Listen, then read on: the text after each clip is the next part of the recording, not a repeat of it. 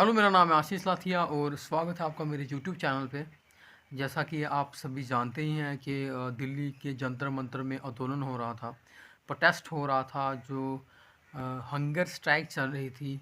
सोनम वांगचुक कर रहे थे क्यों, जो 21 छात्र जिन्होंने आत्महत्या की है उनको इंसाफ दिलाने के लिए और नया कानून लाने के लिए जिससे स्टूडेंट का भला हो, इसके लिए वो हंगर स्ट्राइक कर रहे थे। और काफ़ी दिन हो गए थे उनको हंगर स्ट्राइक करते हुए। मैंने पहले भी इस पे वीडियो बनाई है, आप उसको देख सकते हैं। तो अभी जो खबर थी उसके तहत जो थे सोनम वांगचुक थे, दिल्ली पुलिस उनको हॉस्पिटल में ले गई थी, तो उनको हॉस्पिटलाइज कर दिया गया था क्योंकि उनकी सेहत काफ़ी ख़राब हो गई थी। उसके बाद भी जो छात्र थे उन्होंने अपना आंदोलन जारी रखा और 20 जुलाई को उन्होंने संसद भवन की तरफ कूच किया और पुलिस वालों ने बैरिकेड लगा के रखे हुए थे और धारा 163 जो थी वो लगा दी गई थी। अब धारा 163 लगाने पर आवाजाही पे रोक होती है। बहुत सारे लोग एक साथ नहीं निकल सकते, वो सरकारी संपत्ति को नुकसान ही पहुंचा सकते और छात्र काफ़ी मात्रा में थे और पुलिस वालों ने उनको चेतावनी दी और छात्रों ने बैरिकेड जो है वो तोड़ने की कोशिश की, जो कि सरकारी संपत्ति है। ठीक है, उसके बाद पुलिस वालों को क्या करना था कि वाटर कैनन चलाने थे, जैसे कि बाकी नेता जो कांग्रेस यूथ कांग्रेस जो है वो आंदोलन करती है और बाकी नेता आंदोलन करते हैं, उन पे चलाए जाते हैं। लेकिन क्योंकि जो आम इंसान थे और शायद सरकार को आम इंसानों पे दया नहीं आती, इसलिए वाटर कैनन जो फर्स्ट स्टेप होता है वो ना करते हुए सीधा सेकंड स्टेप पे आ गए और उन पर आंसू गैस के गोले जो हैं वो दाग दिए गए। उसके बाद चेतावनी दी जाती है, तो पुलिस वालों ने चेतावनी दी होगी, लेकिन छात्र जो है वो नहीं माने। फिर से उन्होंने बैरिकेड जो है वो तोड़ने की कोशिश की और वहाँ पे लाठीचार्ज हुआ। तब पुलिस वाले लाठीचार्ज कर सकते हैं, तो पुलिस वाले अपना काम कर रहे थे। ठीक है, तो जहाँ पे स्टूडेंट भी कोई बुरा काम नहीं कर रहे थे, स्टूडेंट भी अपना काम कर रहे थे, अपने हक के लिए लड़ रहे थे और भारत देश में अपने हक के लिए कोई भी लड़ सकता है। ठीक है, दूसरी तरफ पुलिस वाले जो थे वो धारा 163 के चलते लाठीचार्ज कर रहे थे, उन्हें ऊपर से ऑर्डर आए हुए थे। ठीक है, वो भी सही कर रहे थे, लेकिन बीच में कुछ पुलिस वाले जो थे वो कानून का पालन नहीं कर रहे थे। ठीक है, अब धारा 163 जो होती है उसमें जब लाठीचार्ज किया जाता है या किसी भी मतलब धारा में जब लाठीचार्ज होता है, अगर स्टूडेंट हो प्रोटेस्ट कर रहे हो, पहले तो उनको पीटा नहीं जाता, सिर्फ चेतावनी दी जाती है और वाटर कैनन जो होते हैं वो पानी की बौछारें डाली जाती हैं।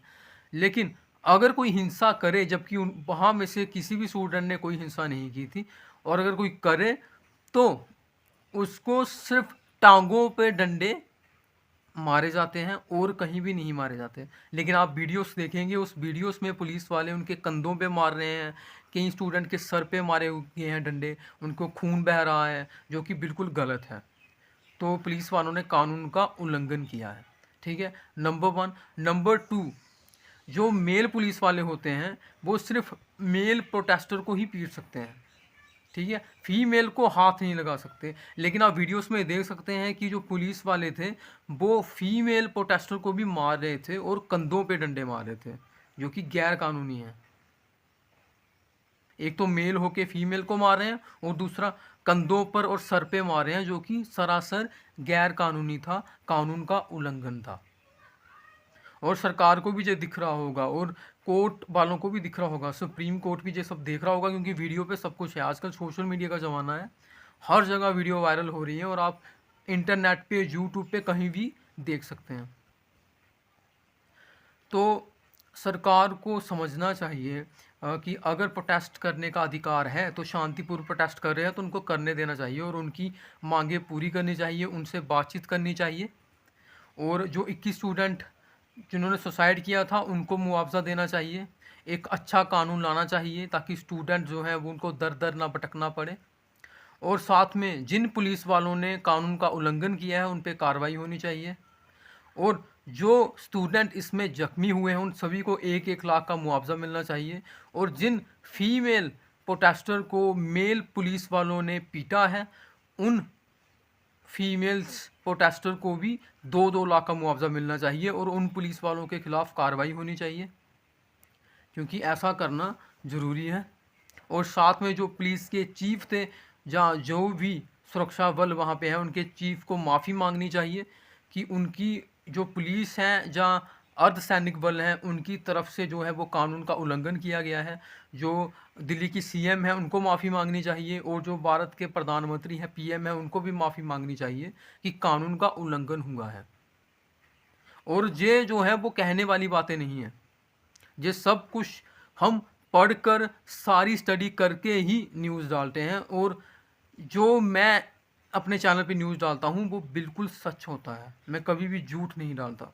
और आप वीडियोस देख सकते हैं, सारी जगह वीडियोस पहुँच रही है, पूरी देश विदेश में वीडियोस जा रही है किस तरीके से अत्याचार हो रहा था और किस तरीके से डंडे मारे जा रहे थे।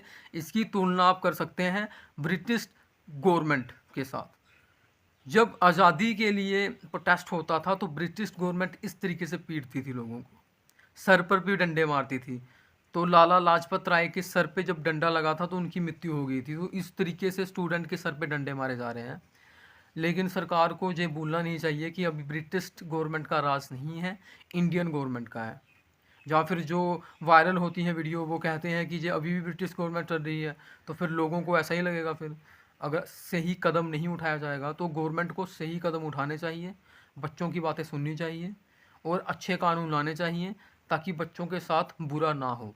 और अगर वो प्रोटेस्ट कर रहे हैं उनके पास जाएं, उनकी बात सुने और उनको पीटे ना, क्योंकि वो इस देश के वासी हैं और फ्यूचर के लिए जो कर रहे हैं फ्यूचर के लिए कर रहे हैं, अपने अच्छे के लिए कर रहे हैं। और जितने भी नेता हैं उन सभी ने भी प्रोटेस्ट करके ही नेता बने हैं। तो जो नए लोग हैं वो भी इसलिए प्रोटेस्ट कर रहे हैं ताकि कुछ बदलाव आ सके। कुछ लोग हो सकता है कि नेता बनना चाहते हो इसलिए कर रहे हो कि अगर आपने किया है तो उनको भी प्रोटेस्ट करने दें और इस तरीके से उन पे अत्याचार ना करें। बाकी आगे देखते हैं आगे कौन सी न्यूज़ आती है। अगर आपको मेरी वीडियो अच्छी लगती है तो उसे लाइक करें और मेरे चैनल को सब्सक्राइब करें। जय हिंद, जय भारत, इंकलाब जिंदाबाद।